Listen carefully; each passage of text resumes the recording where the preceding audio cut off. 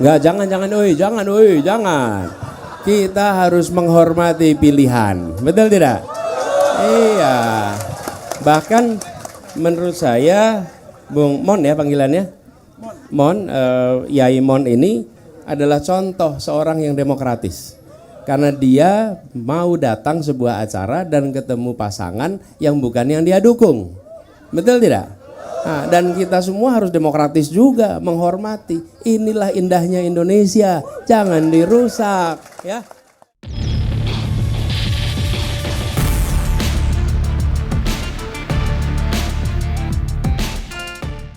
Untuk disclaimer, Desak Anies ini memang ditujukan acara untuk anak milenial, tapi bukan buat nyari suara biar ngedukung Yai Anies. Makanya Yai, kalau Yai perhatiin di sebelah kiri ada yang pakai kaos Ganjar Pranowo Yai. Kita undang ke depan ya Yai. Mas bersedia nanya? Oke.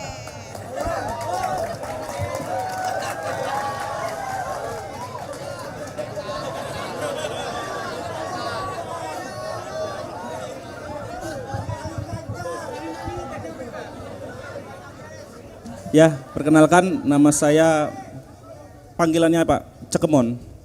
Mon. Langsung saja.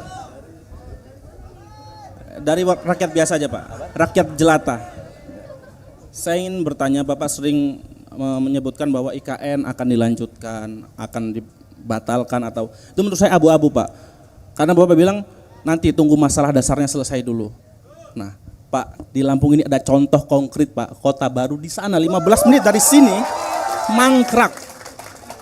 Buktinya proyeknya mangkrak, masalah dasarnya nggak selesai-selesai sampai hari ini. Nah, jadi menurut saya Bapak ini hanya cari aman saja, mengatakan IKN akan dilanjutkan tapi nanti. Kalau menurut saya tegas saja Pak, mau lanjut-lanjut, enggak. Alasannya bahwa udah diundang-undangkan, harus dilanjutkan, tapi kapan? Masalahnya kita nanti pasti ada masalah lagi. Masalah dasar di Indonesia pasti selalu ada. Jadi IKN itu kira-kira bakal dilanjutkan atau tidak Pak? Nah, yang kedua Pak, kita tahu semua paslon ingin menang satu putaran. Tapi apabila Pak Anies nanti gagal lanjut ke putaran kedua atau kalah langsung di putaran pertama, kira-kira bakal mendukung ke 02, 03 atau malah oposisi saja? Kira-kira aja Pak, pendapat pribadi. Kalau partai kita nggak tahu ya. Ya itu saja, terima kasih.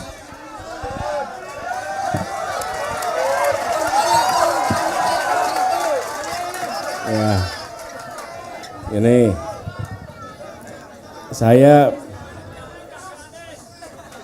tadi sebelum jangan. Kita harus menghormati pilihan, betul tidak? Iya. Bahkan menurut saya, Bung Mon ya panggilannya, Mon, Yai Mon ini adalah contoh seorang yang demokratis. Karena dia mau datang sebuah acara dan ketemu pasangan yang bukan yang dia dukung. Betul tidak? Nah, dan kita semua harus demokratis juga, menghormati. Inilah indahnya Indonesia, jangan dirusak ya. Ya, nah saya mau sampaikan begini. Jadi kenapa IKN itu sudah sebagai sebuah proyek sudah ditetapkan oleh undang-undang, oke? Undang-undang. Nah, saya melihat pertanyaan paling mendasar, siapa yang akan menggunakan IKN itu? Yang akan menggunakan adalah aparatur negara. Aparatur negara.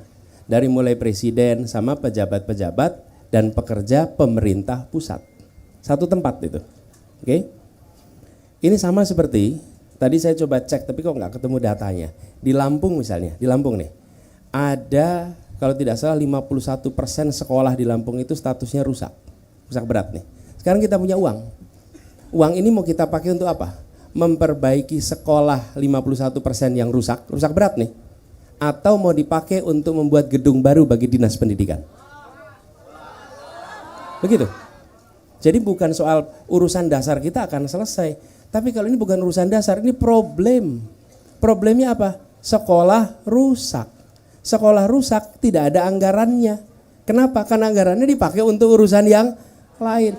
Pupuk subsidi pupuk kita diturunkan kemarin. Nah sementara petani kita mengeluh soal pupuk. Lah kalau kita alokasikan anggarannya untuk membangun kantor, bagi siapa? Aparat negara. Aparat negara masih bisa bekerja dengan kantor yang sekarang, nggak ada dampaknya. Oke? Jadi saya menghormati keinginan untuk membangun ibu kota, nggak apa-apa. Oke? Tapi hari ini kita sedang butuh menyelesaikan problem nih. Kalau sekolah rusak, itu berisiko. Oke? Kemudian puskesmas. Kalau tidak salah 40% dari kelurahan kita masih belum punya puskesmas. Jadi kita mau bangun mana?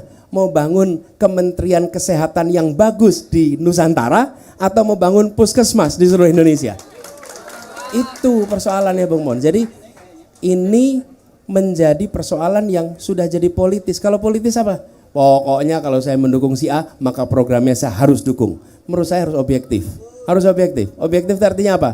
Kita menyatakan baik dan tidak berdasarkan penilaian objektif, bukan berdasarkan afiliasi politik. Jadi inilah sebabnya kenapa kita mendorong objektivitas, gitu ya. Dan yang kedua tadi soal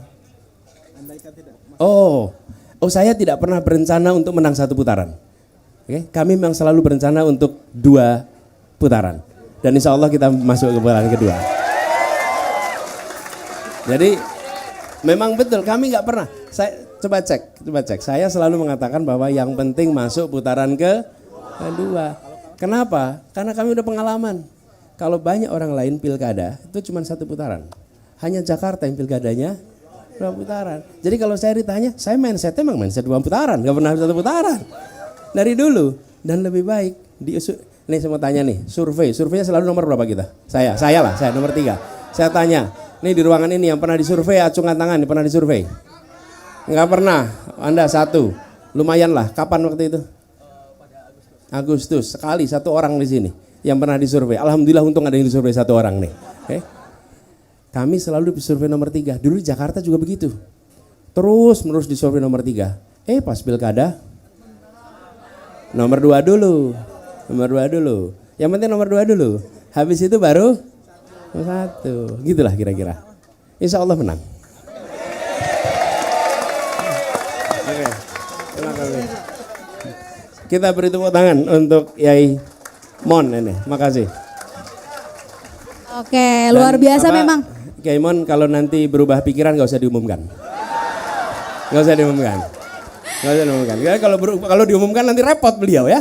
Jangan, nggak usah diumumkan. Ya izin, ini baru 2 pertanyaan di segmen keempat, udah mulai panas ya.